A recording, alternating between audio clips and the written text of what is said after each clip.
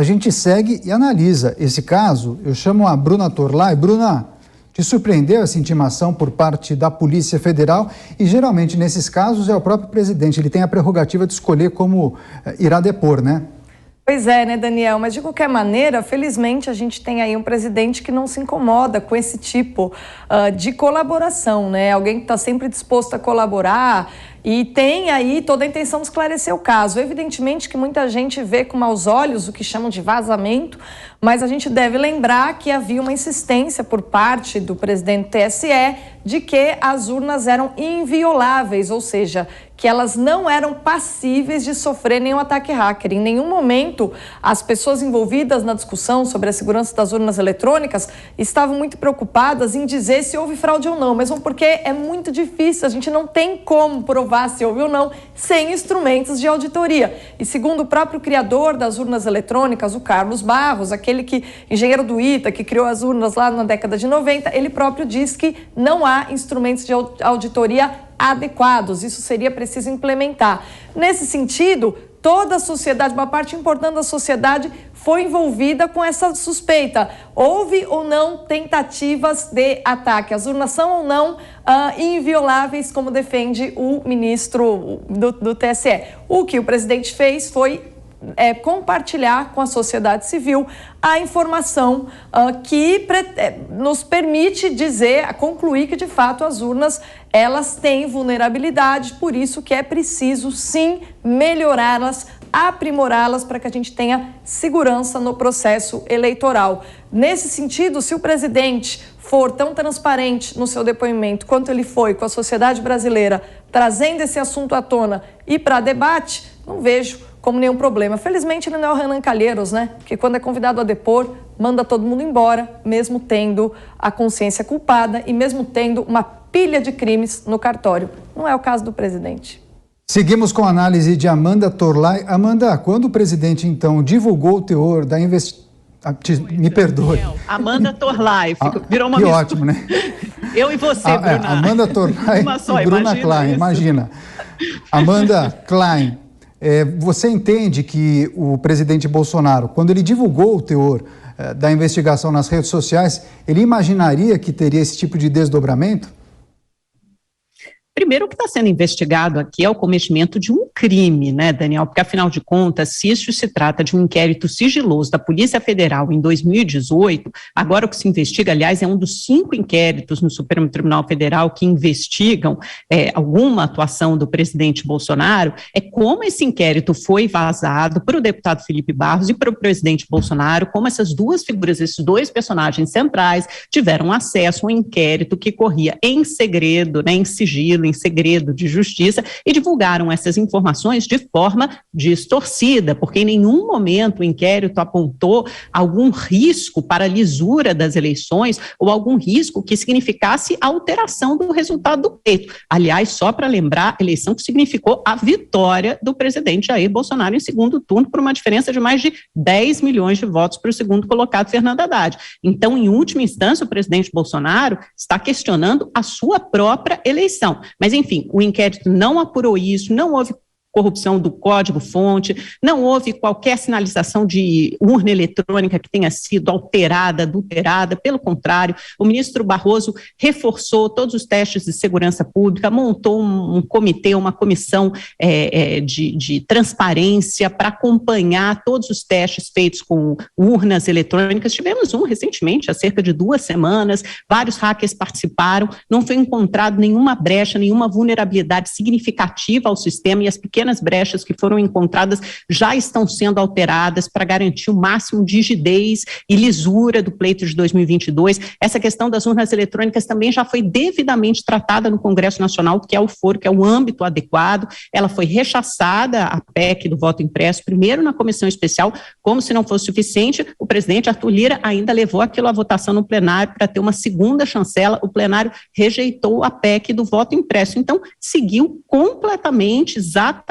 o rito da lei. Agora, o que é preciso investigar é como o presidente Bolsonaro e o deputado Felipe Barros tiveram acesso a esse inquérito, porque levanta um questionamento muito sério, que aliás também é levantado em outro outro inquérito onde o presidente está sendo investigado, que é aquele de interferência política na Polícia Federal, do qual acusa o seu adversário agora na eleição de 2022, ex-ministro Sérgio Moro, levanta exatamente a mesma questão. Há alguma interferência política na Polícia Federal? Se houve acesso a esse inquérito, então o presidente tem acesso a algum tipo de informação privilegiada? Porque numa república isso não pode acontecer. Numa república isso é muito grave, isso é muito sério e tem que ser investigado. E quanto ao presidente de livre grado prestar informações à Polícia Federal, não é bem assim. Isso estava sendo julgado no Supremo Tribunal Federal no último momento, com medo que houvesse uma mudança de jurisprudência e todos os presidentes daqui para frente fossem obrigados a prestar depoimento ao vivo na Polícia Federal. A AGU retirou aquele pedido e disse que o presidente Bolsonaro se dispunha a prestar depoimento pessoalmente na Polícia Federal, no caso do ministro Sérgio Moro, da acusação feita pelo ex-ministro Sérgio Moro, e assim aconteceu. Vamos ver se dessa vez, com uma advogada muito mais linha dura, que é a Denise Ribeiro, da Polícia Federal, que participa, é a delegada que preside os inquéritos, fake news, milícias digitais, ele também mostrará essa mesma disposição. Muito obrigado, Amanda Klein. Seguimos com a Bruna Torlai. Bruna, eu tenho observado o movimento do Tribunal Superior Eleitoral de promover melhorias, publicizar esse tipo de ação. Por exemplo, recentemente, a assessoria de imprensa do TSE divulgou a aquisição de novas urnas eletrônicas mais modernas, etc. Também aquelas sessões de testes com a participação de membros dos partidos, enfim. Algumas iniciativas visam justamente assegurar a lisura e a transparência do processo eleitoral utilizando as urnas eletrônicas. Mas a impressão que eu tenho é que, independentemente de melhoria ou não, sempre vai haver um tipo de questionamento por parte de quem perdeu, quem está insatisfeito. Que leitura você faz? Eu faço a seguinte leitura, Daniel. Na história da política do Ocidente, o que mais a gente encontra é fraude. Quando a gente fala de disputa pelo poder, a gente sempre vai se deparar com tentativas de fraude. Então, se você partir do princípio que não haverá tentativas de fraude, você está sendo iludido, tá? A gente tem de esperar. Quando a gente fala de política, a gente está falando da antessala do inferno, a gente está falando de disputa do poder, a gente está falando de trapaça, de puxação de tapete. A gente tem 1000 tipos de fraude, assim, nem daria para exemplificar aqui nesse programa. Então, é preciso desconfiar sempre. E o TSE, que é uma jabuticaba, né, que só existe no Brasil, porque a eleição não precisaria necessariamente, o processo eleitoral poderia ser administrado de maneira descentralizada, seria muito melhor para a sociedade, porque aí a gente teria visões de vários grupos de engenheiros, de técnicos, de pessoas que conhecem o sistema, e toda a sociedade ficaria tranquila e a gente não precisaria estar o tempo todo lidando com esse tipo de desconfiança. Mas o TSE, ele quer centralizar. Então, por mais que o Barroso demonstre, claro, depois de toda aquela polêmica, depois dele ter usado o termo inviolável, e eu acho muito bom que o presidente Bolsonaro tenha divulgado esse documento que está aí na investigação. Porque aí nunca mais a gente viu o Barroso usar o termo inviolável depois disso. A Amanda falou em pequenas brechas. Não importa, são pequenas brechas, elas devem ser corrigidas. Antes o Barroso não admitia que havia nenhuma brecha, né? Então, é para a sociedade, independente de briga política, de Bolsonaro, de TSE, de STF, o que importa é a população, o que importa somos nós que votamos. As pessoas que votam devem ter segurança de que o TSE, já que ele existe, ele vai no mínimo cumprir o seu papel, que é de aperfeiçoar ano a ano o processo, não só o processo eleitoral, convidando as pessoas. Claro que os partidos também muitas vezes falham, né, em ir lá verificar, mas essa discussão toda fez com que eles repensassem, né, se eles estavam realmente aproveitando, usando todas as prerrogativas que eles têm. Isso foi muito bom. Zé Maria Trindade sempre chamou atenção para isso aqui na Jovem Pan, mas ainda assim, como tudo que é humano é falho, tudo que é tecnologia é falho, tudo que a gente troca de telefone a cada 3 anos, a gente troca de objetos tecnológicos a cada 5 anos. Veja, tudo que é fabricado pelo homem está sujeito a falha. Pode ser mínima brecha, mas ela está lá. Porque se foi o homem que criou aquilo para funcionar, pode surgir um que, mal intencionado, crie uma maneira de violar. Então, é obrigação do TSE estar o tempo todo promovendo melhoras e mostrando para a sociedade quais são esses aprimoramentos, tá? Então, nesse sentido, Daniel, eu acho que essa atitude do presidente, ela foi importante para fazer com que o TSE realmente cumprisse seu papel, porque estava faltando. A própria linguagem usada pelo Barroso mudou muito. desde a divulgação daqueles dados. Então, nesse sentido, para a sociedade, para o presidente, não sei, que agora ele tem aí que se ver com a Polícia Federal, mas para a sociedade foi muito bom que tudo isso tenha acontecido. A gente avançou no quesito discussão. Os fins justificam os meios, Amanda?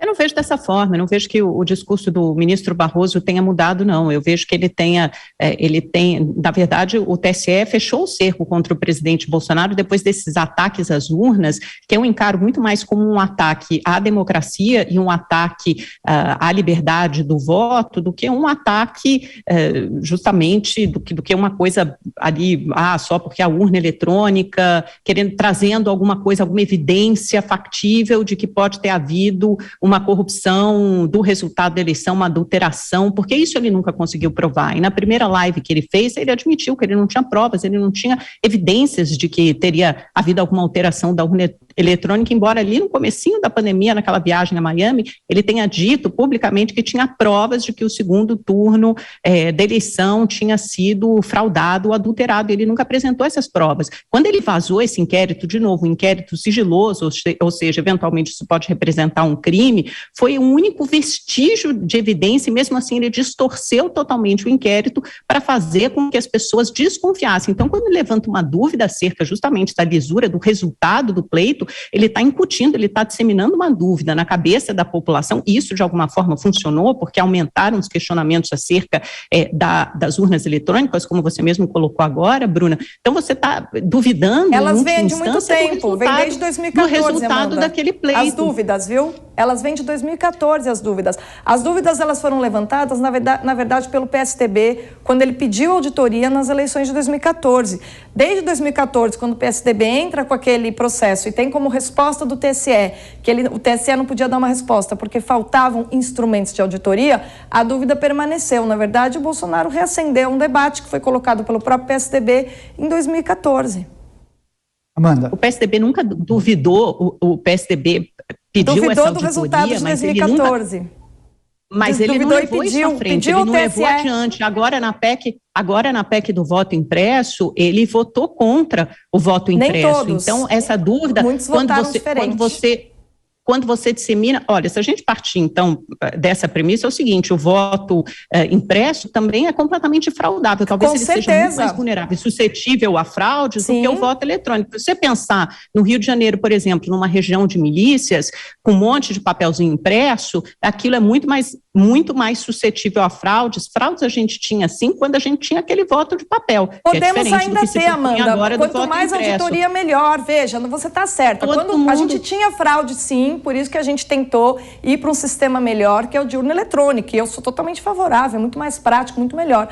Agora, a solução de auditoria que o próprio Carlos Barros, inventor da urna, propõe, não é nem esse voto impresso, que seria um custo muito maior, é algo que seria um certificado digital, descentralizado. Aí você teria vários grupos, vários times de engenheiro que de maneira descentralizada conferem o resultado da eleição para que não pairem dúvidas, para que realmente a democracia seja protegida, o que envolve toda a sociedade. Não envolve o TSE ou o Bolsonaro, envolve a sociedade. Então, na verdade, as melhores respostas a essa discussão vieram dos engenheiros envolvidos na criação da urna, que vem a urna como um avanço para o Brasil, o que eu também concordo, é muito melhor do que ficar ali no papelzinho. Agora, a gente tem que ter um instrumento de auditoria, que não precisa ser, como foi proposto, voto impresso, poderia ser certificado digital. E eu estou até hoje esperando o dia em que o TSE vai avaliar essa sugestão que já foi enviada pelo grupo de engenheiros do ITA para decidirem se eles aprimoram ainda mais esse nosso sistema, que pode ser muito bom, se tiver instrumentos de auditoria, né, para não pararem dúvidas.